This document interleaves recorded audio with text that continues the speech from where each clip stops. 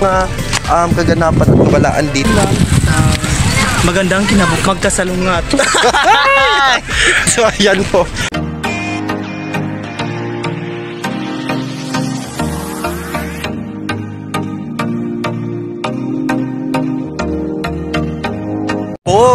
This video is we are here in Sisolex. So actually nata diri sa kakaiba po ang ating video ngayon mga ka-hiking is nandito naman tayo sa as you can see nata sa bridge, no? So ito po yung tulay ng Pangulo. Okay, ito po yung tulay sa boundary, no? Lapu-Lapu to Cordova. Yan po ay Cordova na, dito po ay Lapu-Lapu. Yan po ay boundary. So yan po nakikita ninyo, yan po ang bridge kung saan yan po ay tinatawag na kinutuban or something na yan po ay boundary. So yan po ay tinatawag namin boundary. Okay, so dito mga ka-hikings, nandito naman tayo. Since nandito naman tayo, so may Jollibee dyan, no? Ayan, maganda po dito kasi dito po yung maliliguan. Pwede dito maliliguan na ipapakita ko sa inyo, no? Ito po ay hindi siya pure dagat. Ito ay something na naghalo po yung dagat at saka dagat at saka yung tabang. So ayan, maliligo. Ayan, may mga bangka dyan. So dito po yung bakante, may bahay dyan at may bangkaan. So dito po yung bangkaan, maliliguan at pangingisdaan. Ito po yung pangkabuhayan showcase sa mga taong residency dito or nagpuyo dito. So yan, Sisilix. So ayan po yung Sisilix dyan. So punta ka dyan po yung tawag nito yung sentro or cruising, no? Kung saan po yung Sisilix to papuntang Cebu City at papuntang Cordova. So madali lang to, yan po yung expressway, no? Para madali po yung datingan, no? Kapag doon ka sa, so yan po yung Sisilix dyan po yung dyan po yung daan po yung mga motor, yung mga van at saka iba pa papuntang Cebu City. So dito naman yung Lapu-Lapu to Cordova. So yan, hiking is malalim po yung tubig ngayon. So tignan natin yung tubig, malalim talaga. So ayan, malalim po yung tubig. So noon is medyo ano lang yan, hindi yan aapaw dito. Ayan, so ngayon medyo malalim. So tawag nito taob. So medyo taob na po. So dito po ang nakapaganda dito is malapit na po yung Jollibee, no? Cordova to Jollibee. So ayan, malapit na po yung yung ano dito Jollibee. Pero doon sa Cordova is McDo. Pero dito is hindi pa nag-open. So for today's video is may isda.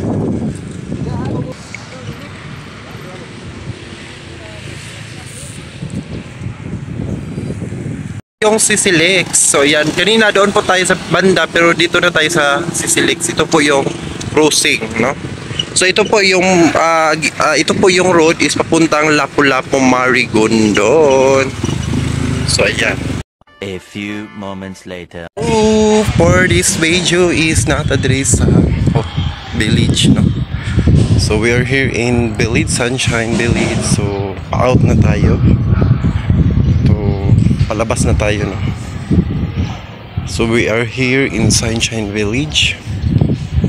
So now palabas na tayo. So very hot yun. Grabe kainit. So ayan, sa Coral din, Coral Village. So grabe kainit.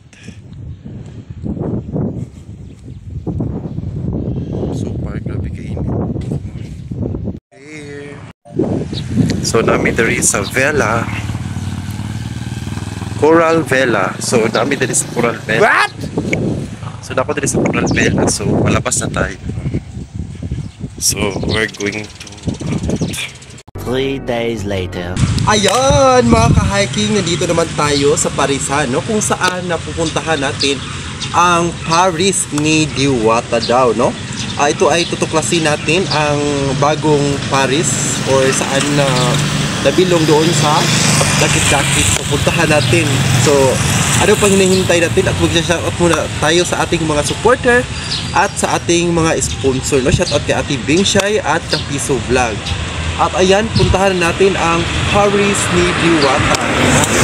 This video, I would like to show the Diwata Paris Overload here in Dakit-Dakit, Poblacion, Cordova. So I would like to show you and come and tayong lahat is subaybayan natin kung totoo po ba. Kasi sa mga haka-haka is may Diwata Paris Overload daw dito sa Dakit-Dakit of Dakit-Dakit, Cordova, Poblacion. So I would like to share you and of course ubanin mi no sa among paglakbay dito sa Poblacion, Cordova na ang ating kainin no yung Paris Overload. So mag-try tayo doon sa Daukat. Okay, tayo na. Hanapin natin yung Diwata Paris Overload at may puntahan natin, no? So, dito, as you can see, marami pong mga small buildings here in Dakit-Dakit, Poblacion, Cordova, no? So, ayan. So, maganda po dito kasi po maliwalas ang hangin at lahat-lahat ay makikita natin dito. At ang pinakamaganda po dito is marami pong mga small vendors, so, no? So, ayan po doon po yung small vendors na makikita. Ayan, saka. So we are here in tingnan natin ang small vendors natin dito na si Teta. So ito po yung small vendors. So we are here in small vendors ni Ate, no. Ito po ang una nating makikita dito. Oh, si ako ang vlog. Ayan. So ito po si Ate. So yan po yung mga paninda niya. Paris Overload dito. Oh, ito na magpalit pa mig sa ako to parion siya dire. Dito po ang Paris Overload dito nga kuan. Katong kananan nga kuan ba. So mao to bisitaw dili na kandiwata te. Ha? Di na kandiwata. Kandiwata da. Oh, goy natawa. Kandiwata gid no. So atuon na to dito sa Paris Overload ni Ate. So ayan. So marami pong paninda ni Eta. So ayan, this is my first time no to visit here in Katarman, of course. So ayan po yung Parisan. So diyan po tayo pupunta ngayon. So ngayon is nagpapakuhay pa tayo dito kasi po medyo mainit po ang show. So actually kakarating lang namin dito. So wala pang tao kasi bago pa sila nag-arrange or nag-start, di ba? Di ba? Di ba? Bago lang sila nag-arrange dito. So ano pong mga expectation mo about Diwata Paris Overload dito? Siya po ba ang may-ari dito? Yung expectation mo, anong expectation mo? Para sa akin, Ano po ba ang expectation mo about Diwata Paris Overload dito? Kung totoo po ba na ang Diwata po ito or ano po ba ang masasabi mo? para sa akin, nag-franchise lang. Sa Diwata Paris Overload? So ayan no, so may partner po tayo. So paano po ba? Ano po bang mga lasa kaya dito? Ito po ba ay kang Diwata recipe po ba ito or ano lang sila lang po ang gumagawa? Ano po? Para sa akin, sila lang. Ay siguro. Para sa akin, sila lang. Go. Sa akin, sila lang magawa. So ayan no, so para sa akin no, so parang sila lang po nag-own delicacy kasi po malayo naman yung resources ni Diwata sa Manila po yun. So kaya po ay naimbitahan natin no na pumunta dito sa Parisan kasi po tignan natin kung ano po ang katotohanan dito sa Paris Overload no, kung ano sino po ba talaga ang nag-aari o nagmamay-ari sa Parisan na ito. No? So ayan po, yan lang po ang ating mga update tayo kung ano po ba ang mga posibleng mga balita natin ngayon no, sa Parisan na ito. So ayan, ito muli ang inyong host na si Lexter Hiking TV at huwag kalimutan mag-click all bell para lagi po kayong updated sa ating mga panibagong video at hindi ka pa nakasubscribe sa ating video para lagi po kayong handa at lagi po kayong updated sa mga panibagong video, di ba Karen? Yes. Di ba Karen?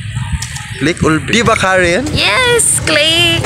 All bell para lagi po kayo updated. Ayan po ang di ba no, dapat sila po ay mag-subscribe sa ating YouTube channel Lexter Hiking TV.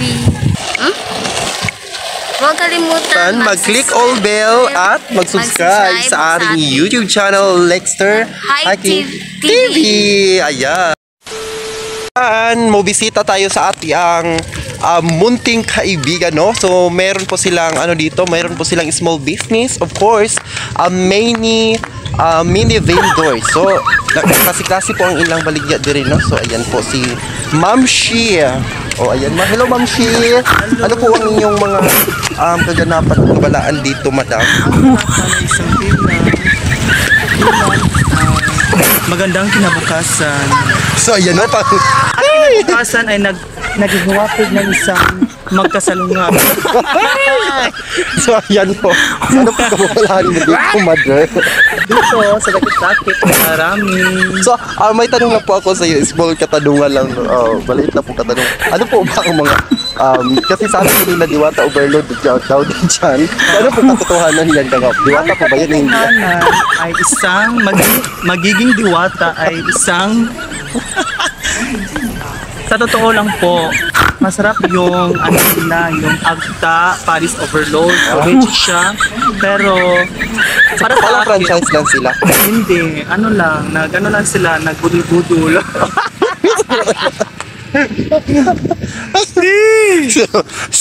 So, ayan.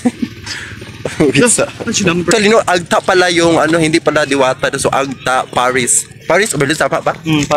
So, ayan po, Agta Paris Overload daw. So, yan po, dito, no? So, akbang lang. So, dyan, pupuntahan natin dyan. So, ayan po, kaya na-interview natin ang ating vendors din dito, no? Sa Dakit-Dakit. Saan yung diri? Socket. So, ayan. So, ayan, negosyante yun kay si madam. Video. Madam, ay nari mo sila ni ba? Tag-15 dam. So, 15 pesos. Ang pansyam. Ayan, siya. Lah, jumbong. So, where is the... Where's the straw? So, ayan, no? So, may pansya pala sa dito. So, yan. So, yung mga baliga. Yan, dito po kami sa Agta Paris Overload. So, ayan po, no? So, dito po yan binibisita natin dito sa Katarman. So, ayan po ang makikita natin dito sa may banda, no? Dito sa may dakit-dakit. So, dito po yung matatagpuan yung Agta Paris Overload. So, ayun, as you can see, pinuntahan ko po yung mispong Paris nila.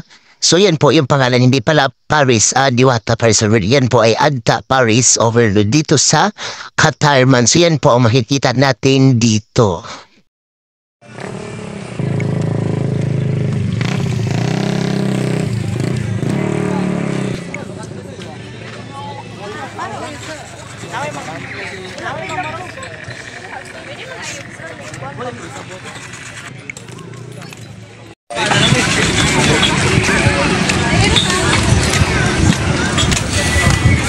We are here in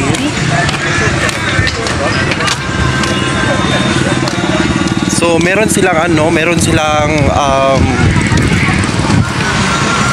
laman loob or laman loob, no, sa ilahang Diwata Paris Overload, at saka meron silang tawag nito yung chop-chop na karning baboy.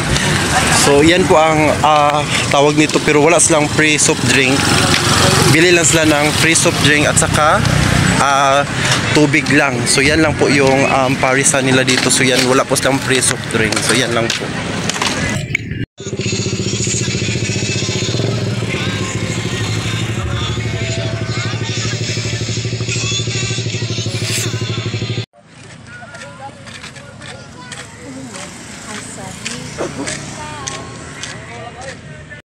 So ayan, no, so napuntahan na namin ang Agta Paris Overload. So ayan po, so Agta Paris Overload.